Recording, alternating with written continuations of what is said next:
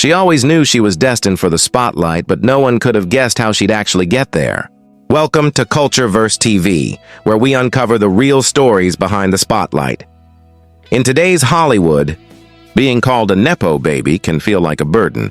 But for one rising star, it's become a source of strength. She's the daughter of cinematic royalty, yet she's carving her own path with a confidence that's both rare and refreshing. In her new show, she actually plays a version of herself, a neo-baby navigating the complexities of fame and family legacy. But what makes her story so compelling isn't just where she came from, but how she's choosing to own every part of her journey. When she speaks about her famous father, there's no apology in her voice, only pure admiration.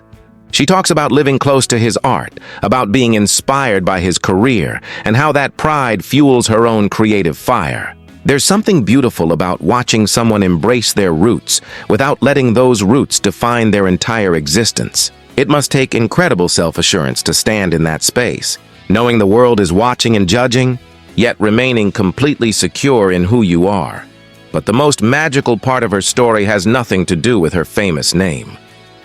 It turns out she literally manifested her big break. One night, while hanging out with friends, crystals, and a vision board, she placed a picture of the show's creator right there among her dreams.